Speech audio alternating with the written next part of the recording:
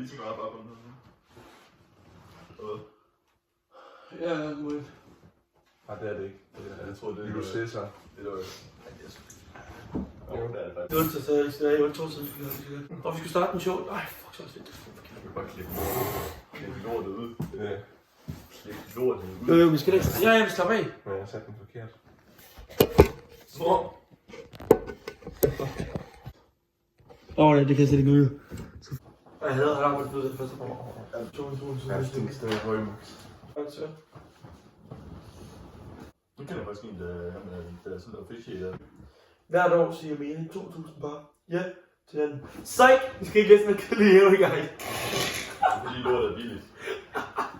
Velkommen her i dag til YouTube. Det her skal lave taste-test på lidt forskelligt. Jeg har Torbjørn, så har vi Rasmus Kirkegaard. Hej Kirkegaard. Er det Kirkegaard eller Kirkegaard? Det ved jeg næsten ikke selv. I dag, I dag skal vi taste-teste lidt. Postevand fra køleskabet. Så hvis jeg siger, at jeg kan give det der. Og det er så er det en Coca-Cola. Så har vi en Monster Energy Doctor. Ikke for køl. Så har vi en Monster Energy Ultraviolet. Så har vi en Monster Punch. En Punch Monster Punch Energy. Vi starter med sådan her Monster Energy The Doctor BR46. Rossi.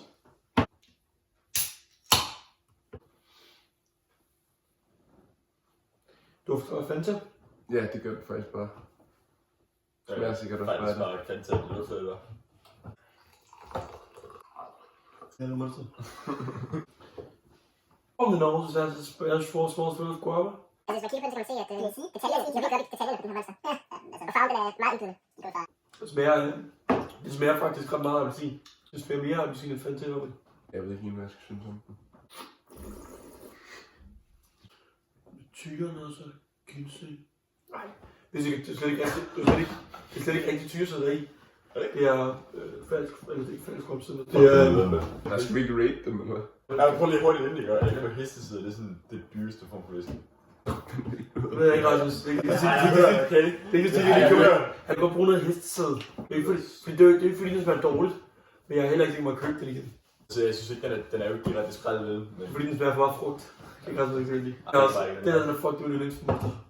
Det smager fucking syntetisk, men det kan jeg fucking lide. Okay, bedre. Det smager alle de syntetiske frugter, du kan tænke på at sammen. Luksus. Nej, hvad? Så er de bare lavet på den her. Sådan en tyresød til. Fuck er det der så? Det skulle det gå over på. Det er pitten. Hvor er du? Gav den 4? Jeg gav den 5 ud af 10. Det er 4,5. 4, 3,5. 3,5 eller 4. Det er 3,5. Så er det 4, 3,5. Så skal vi til noget vand. Ja. Postevand herude fra Rigsmark af. Det store Rigslandvej. Det er ikke Rigsmark, det er. Jeg har snydt lidt i forvejen og smagt det allerede. Ej, det har du vel ikke. Seriøst, men... Det kommer vi til at gøre. Det kommer vi til at gøre i morges. Det dufter meget appelsinjuice, fordi vi lige har haft det der. Det skulle smart. Vi bruger det til at skylle gassen ud på det. Gør lige sådan noget, så skyller vi lige gassen ud. Ja, så vil jeg blive fucking smash, jeg hører der. Det må du så lige klippe ud, det her. Det var lige præcis det, jeg havde tænkt mig, Thomas. Men nu kan man ikke ud, fordi du Der bliver du bare raw footage. Ja. Nej, det ved jeg ikke. Hvad? Fuck, han har mange mønter, men han er så dum. Kan du se? Hvad fuck har han her mønter for? Fuck, hvor mindre stadig. Ja, Rasmus. Back at it again with the coke testing. Not but skål, gutter. Skål. Jamen, det er jo cola. Vi kan ikke dufte Coca-Cola igen. Colaen den får jo som smag en 8 ud af 10. Men jeg vil give den en 7'er. Jeg vil sige, at sodavand der er meget basic, så jeg er faktisk godt på en 9'er. Ja. Det er altså, det er jo en klassiker. Det var Rasmus, hvorfor skal det så være dårligt eller en god? Skal vi ikke bare tage den syntetiske over alle syntetiske? Det er fordi, det er bedre følelse, at startede med den dårlige. Altså, jeg havde sgu forventet, at det ville være omvendt. Jeg er lidt talt, men jeg kan godt komme den her. Det er fordi, det var... Jeg spurgte dig, at der skal ringe til et svar. Jeg skal ikke bruge alt andet. Og heller ikke spille over mig. Nej, jeg skal ikke. Du skal lige tage op, mand. Fuck, det griner det der, din far han har skrevet ind på Olympia, eller kommenteret. Det er kraftigt, hvis mange nok er. Men du er nogen, der sagde sur gammel mand eller sådan noget. Nå. Den har jeg også nyt hjemme fra at smagt før. Jeg tror faktisk ikke, jeg har smagt den der før. Du skrev sgu, at det var dårligt. Hvordan kan du skrive, at det var Nej, dårligt? det er den der lyserøde. Den der? Nej, den er helt lyserød. Den der pipeline punch? Ja. Synes du, den er dårlig? Jeg synes ikke, den er så. Jeg synes ikke, den er så god, som folk sagde mig, men jeg synes, den er ret froden. Den her, den synes jeg er fint nok. Den kan godt drikkes, men jeg kommer nok også til at købe den på et eller andet tidspunkt. Den har en meget cool farve, faktisk. Ja, den er sådan lidt, jeg føler, den her er lidt mere gennemsigtig, end den anden var. Prøv at dufte den. Den dufter eller andet, den dufter før, men jeg kan ikke huske, hvad det er. Den dufter frød. Men det, jeg kan sagtens drikke den jo. Den er meget sur, den her. Jeg synes bare, den har en ret mild smag. Ja, men den er meget sådan, det der lige Det er også skæbnet på det her. Det søde og surt, det dominerer næsten alt for meget. Det er altså langt fra min yndlings, men den er ret god. Ja, Den er bedre end den der, synes jeg, for eksempel. Det er den. Og den der ultra citron. Fuck, hvor er det, altså jeg bliver helt, ked af det, mand. Jeg spiller til 22 kroner. 22? Ja, fordi jeg køber de her kiosker, mand. Der er ikke så mange steder ved dem. Skal du Det var, bare jeg har købe det? nogen. Så det der med at købe det fra Ghetto, det Det er nok kommet til penge, hva'? Ja, hvad skal jeg sige? Jeg kan ikke bare lade ham at købe Monster. Nej, det er det. Bør ikke indtages af børn, eller gravide, eller ammende kvinder, eller folk med, der overføler over for kokain. Kokain, kokain. Hvad er det for en målgruppe ude i den? Nå, ikke du, Thor? Den er 5. 5 ud af 10. Hvor meget var det, jeg gav den første? Det ved jeg sgu ikke. 5. Ja, 5 ud af 10. Ja, så jeg skal prøve at leve 6 ud af 10, før vi skal hellere den her. Jeg tror også, jeg var kun 6 ud af 10. 6. Ja, 6 ud af 10. Ej, fuck. Ej, du har ikke Jeg mere må se lidt ud med hanen. Det er lidt dårligt hane, men jeg tror, det er sprøjt over at sige. Hvad er du for en fucking host, når du er inde og nok en band? Jeg er fuldstændig ligeglad, altså. Der man kan på besøg, det er ikke et problem. What about you? Vi er tilbage. Ja, okay. Ja. Rinsing us the color. Nå, ja. Back at it again with the white wings. Du lyver, du sukker. Jeg har nødt til Punch Master Mixed. Det her, det vil jeg nok sige. Det er den bedste måneder, det der. Jamen, jeg synes, du har sagt, det var dårligt.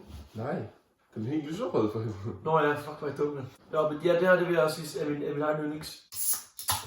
Altså, jeg elsker bare lyden af røven. Altså, den er lavet med kærlighed, den der. Jeg prøver sådan en matchflasken. Det er ikke så godt gået, men... Det er ikke sådan en rigtig Fanta Exotic på noget. Nej. Nej, det gør det faktisk overhovedet ikke. Det gør det overhovedet ikke. Nej, kom nu. Jo, det er sgu da. Ikke så er det ikke, for det første så er det ikke gennemsigtigt, og for det andet så er det lyserødt. Så er det ikke gennemsigtigt. Fanta så er det ikke lyserødt, og det er ikke gennemsigtigt. Okay, så bare skyde mig i knæet, ikke? Altså. Det ligner i hvert fald ikke fantastisk. Men det dufter fuldstændig ligesom den sodavand, smagte i USA, som var den bedste sådan Det lugter bare fantastisk. Altså den er virkelig, virkelig syntetisk, ikke? Men på en fucking fed måde. Smager lidt på noget tyggegummi eller sådan noget. Ja, på en måde. Og for eksempel sådan en vinsommelier. Det var kun ham, der BSI, ham der Epson Energy eller sådan noget. På TikTok kan man se en gang imellem. Han er sådan noget, du ved. Så tager han bare lige en tår, og så nævner han bare sådan, der 5 forskellige frugter, der kan smage. Fucking sygt, ja. Det er sådan lidt, du ved, det er ligesom de der autismer der, hvor det sådan... Du kan Autismer. Autismer. Så jeg ved, Det er også godt, jeg ikke godt på det. Autismer. Har du en af de der autismer, eller hvad? Ja, jeg har mange. Nej, jeg kan bare ikke noget fedt. Så er det dagspass nu, når vi er færdige med Skal vi... Hvad? Jeg siger, det er den bedste ud af den her, synes jeg. Ja. Ja, helt klart, jeg synes, det er den bedste, man har smagt. Ja, skal Jeg bare den her, som jeg selv vælger, i hvert fald en vej. jeg giver den nu en halv. Så siger jeg bare, det er cola. Hvor er den her? Hvis du giver den en halv, så... Hvad var det, jeg gav? Hvad gav jeg den der? Du gav, det ved jeg sgu ikke. Ved du hvad, cola til den der, jeg skulle til en 7 ud af 10. Så. Svæver. Fordi der er meget andre drenge. Ja, svæver, mand. Svæver. Fordi der er mange andre ting, jeg hellere vil have en cola. Det er sikkert. Cola, det var altså standarden jo. Så det er nok til, at jeg skal nok give 9 ud af 10. Ja, det er nok nede på en 7. 7! 7 ud af 10. There's always someone who likes to mix up the party. The DJ mixing the music, or someone mixing the punch bowls, get the party rolling. And Monster likes to stir things on a bit too, and inevitably, our next Great concoction comes to life. Concoction. Det står der concoction. Det står der fandme concoction. Jeg vil gerne ud, hvad der er Monster Energy blend der, fordi det står på alle dåserne. Gør det. Fuck, du minder mig om ham der fra Swabby, der ikke kan finde ud af, hvem der fucking reklame der. Tony Cornelius. Ja. Jeg sidder faktisk og filmer på en iPhone 11 Pro, hvis vi ikke kan se det. Ej, fuck dig! Den her lugter fucking slemt. Hvor er du dum? Hvor kan du drikke, mand? Hvordan har du lugt? Unleash the beast. Har I set den her video, der snakker om, Skal at... vi afslutte videoen? Ja, jeg var efter næste år. 2.000 kalorier? Nå. Ej, okay, det var meget lidt forkert. Der er så meget referenceindtag. 2.000? Jeg troede kraftigt, at det var 2.000 kalorier. Jeg var lige Fuck, står over 2.000 inde. lige foran næsten minutter. Måske afslutte videoen. Og det var lige ikke, hvis der sker noget sjovt, kan vi finde ud af. Ej, jeg spildte. Må jeg tage en cola? Ej, kom til. Det er sgu da fået meget det her, mand. Der er også fucking sulten nu, men jeg vil nødt til noget. Det er lige æblegej. Ja. Synes du, at vi har en flyveplads? Ja, det. Nej. Jeg har været der en gang før, jeg var der, nok den eneste gang i mit liv, hvor jeg for alvor frygtede for mit liv. Jeg var der en masse gange, der var flyttet til det der. Ja. Jeg kan ikke huske, hvad for noget. Prøv lige, de her flymaskiner, de lever af plastik. Altså, Jamen, jeg kan bare huske, der var sådan noget med sådan skum og sådan noget rundt om sådan en fly og sådan noget. ja, det Jeg kan ikke huske, hvornår det var. Det var en eller anden, det var om sommeren og sådan noget. er scary. Scary stuff. Yeah, pretty scary. Pretty scary. Jeg vil have det kyllingesprød hot wings. Jeg skal ikke have noget. Hot wings. Det var hot wings. Skal du ikke noget, Rasmus? Jeg har spist der godt sådan. Så kan du godt, du kan jo godt spise lidt mere. Ej, jeg havde fucking prøvet på at have en årsag, og jeg åd en burger og snackworks. Så er der dagsfra, du har dags. Så får du så fucking mange mønter i din punkt, Rasmus. Ja, det ved jeg, altså. Har du set en stor småle? Altså, sådan en lille. Ja, sådan tidligere. Ja, det freezes, eller hvad? Ja. Fuck, jeg tænkte, for jeg har nok ikke betalt kontant, lige siden corona starter stort set. Ej, jeg ved ikke, det skal jeg finde ud af, at jeg bruger telefon. Hey Max, må jeg tage en lille tårer til den der? Du tager hvad?